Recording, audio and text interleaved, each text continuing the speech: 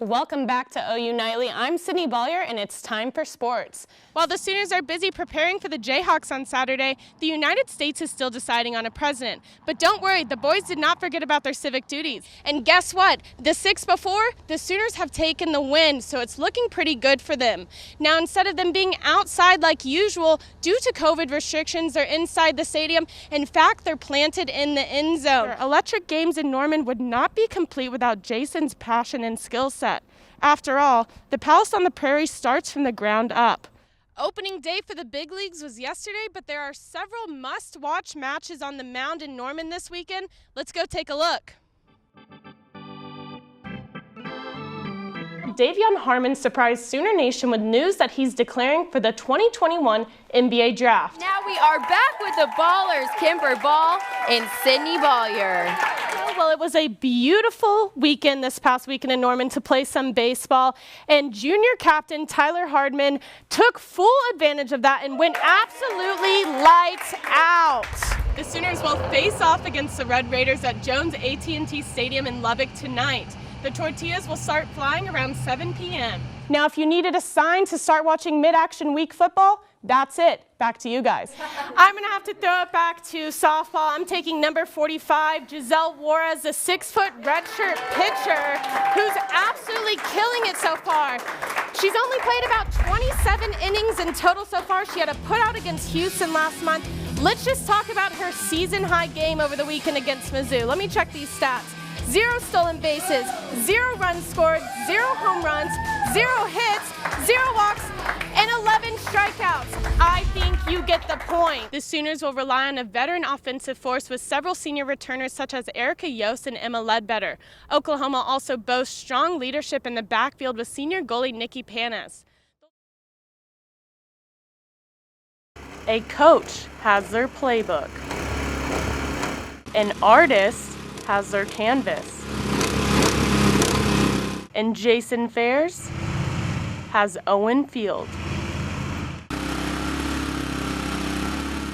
Jason is the athletic field director. He manages all game fields at the University of Oklahoma. But in the fall, the football field is the center of attention.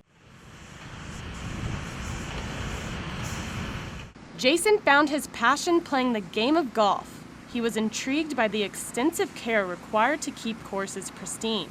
And golf course is a completely different animal than a sports field, I can tell you that. After ample time working on the links, he set his eyes on a new scenery.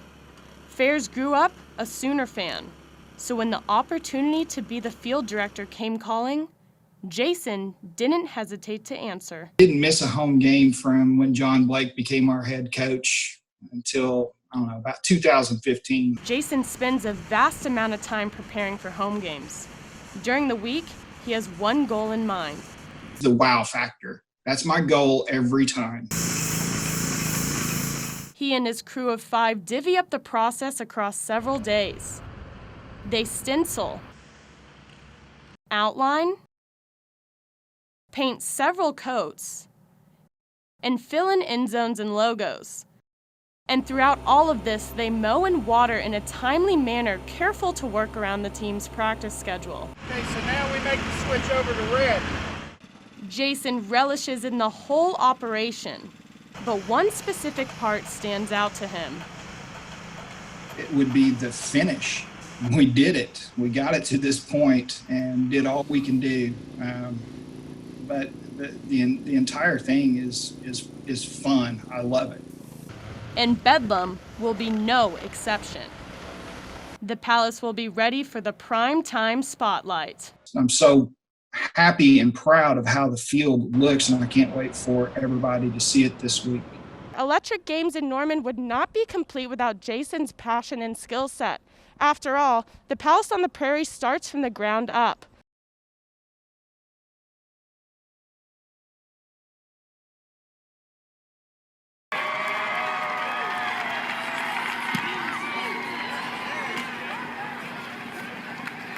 And the kick down at the 35-yard line, and Sarah Fuller.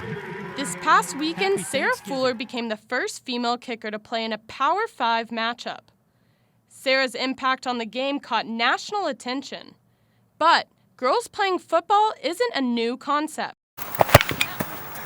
Just down the road is senior Emma Price, kicker for the Blanchard Lions. I told them that I was simply a good kicker as well. And so the next practice after that, I went and I showed them that I could actually kick too, and I got on the team. I love when little girls' parents come up and they're like, my daughter loves watching you play. So that's one of my favorite parts of it. I really enjoy being that inspiration for the younger girls. And tonight, under the Friday night lights, Emma is kicking for the Lions in a semifinal playoff game. As usual, she has the support of her teammates as well as her town rallying behind her. We play like we normally do. We should win. My goal is to focus enough and make all of my kicks that I'm supposed to make, because it could be the deciding factor between a win or a loss. And just across the Red River is Marty McCoy, junior kicker for the Munster Hornets. Early in the season, Marty saw a need at kicker and knew she was capable of beating out the boys for a spot on the team. I can fill this role. I can be that for the team, and I know I can do that, but I need others to know that I can do that too. Marty is a fearless competitor and loves the game of football. Her teammates and coaches are behind her, but some in the community didn't approve of a girl being on the roster. That was the first time I really experienced any hate comments or anything like that, but I had so much support on top of that. So I think a bunch of kids from my school ended up going into that comment section and just standing up for me. Marty looks past all of the negativity, and instead, down the road she has paved for younger girls aspiring to be just like her. Younger girls in my community that come up to me, the little 3rd and 4th graders that chant my name or whatever, I just hope I'm making that impact to show them that nobody can tell you what you can and can't do, and that if you believe in yourself, then you can run with it and you can do whatever your heart desires. Last week, Marty showed just how valuable she is to the team when the game came down to one final moment. Girls like Emma, Marty, and Sarah Fuller hope to inspire young women to live out their dream. Be who you want to be. Play what you want to play. And when others try to bring you down, step out on the field and play like a girl.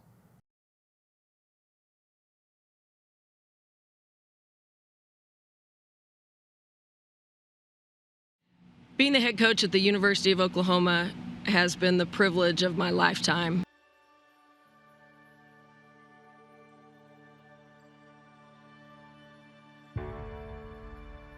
In April of 1996, I accepted this job, my dream job, as a native Oklahoman. I thought I had died and gone straight to heaven. Basketball was my first and deepest love, and I have been fortunate to be able to chase that love for 25 years. I still cannot believe the ride that Oklahoma women's basketball has taken me on. I have had the time of my life. It has filled me and helped me become. But it's time to do some different things.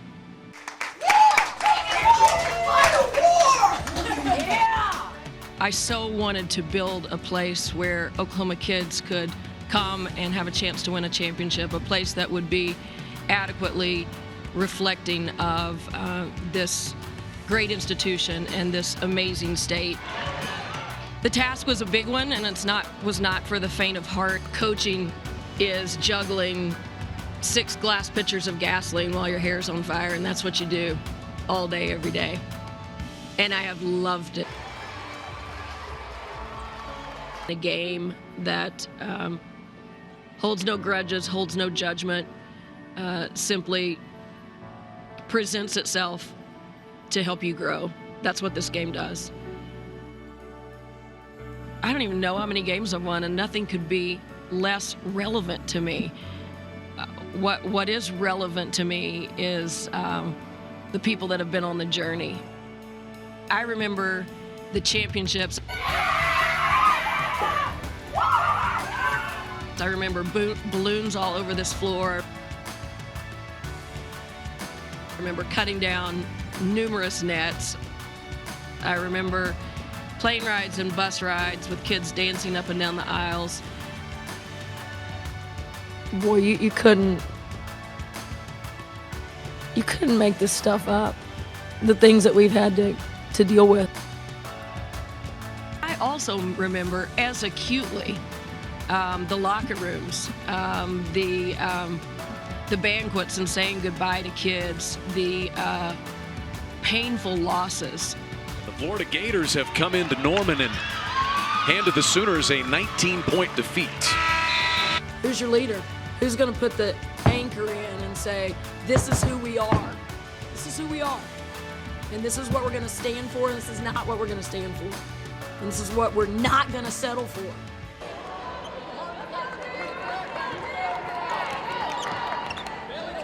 All that stuff that's hard and gnarly and complicated and painful carves the capacity for all the other stuff that you get to enjoy.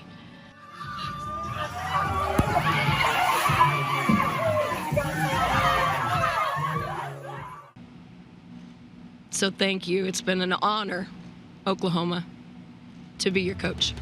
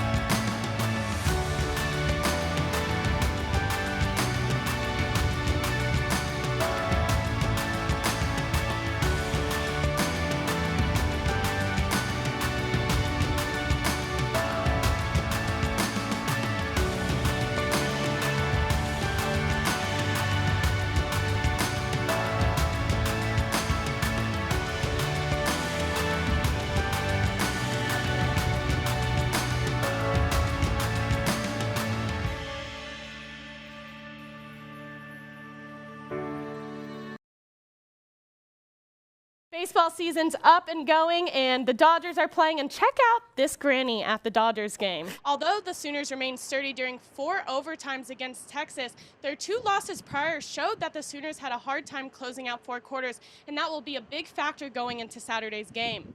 And Trey, you're a redshirt junior now, so you have a little bit more experience under your belt than the 5 true freshmen under you this season. How are you going to show them the Sooner way, and how important is it for you guys to do that for the younger guys? Sydney Baulier is following the story from the newsroom and joins us now with the latest.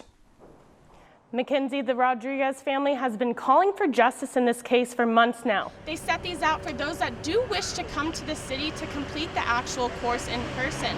The marathon opened up on October 4th and will remain open for runners to complete until October 18th. Well, the Sooners are back home in Norman following what was a historic win for the Iowa State Cyclones and a devastating back-to-back loss for the Oklahoma Sooners. Poor guy, but wow, that's going to be on a poster in one of our kids' rooms one day. Maybe mine, I don't know. On Big Friday Sports. And it's also Ben's 21st birthday, so before we go, on behalf of all of us here at OU Nightly, happy 21st. Thank you, Sydney. OU is a Power 5 school and a leader among college football, and diversity has always been the Sooner model. The hot race on this ballot seems to be the runoff for City Council in Ward 3 between incumbent Allison Patrone and Unite Norman endorsed candidate Kelly Lynn. Early voting opens tomorrow at 8 a.m. and ends Friday at 6 p.m. Election day is next Tuesday, April 6th. Well, I'm out of time, and all that syrup and butter talk from Gronky has me craving some pancakes. So Haley and Autumn, I'll turn it back to you.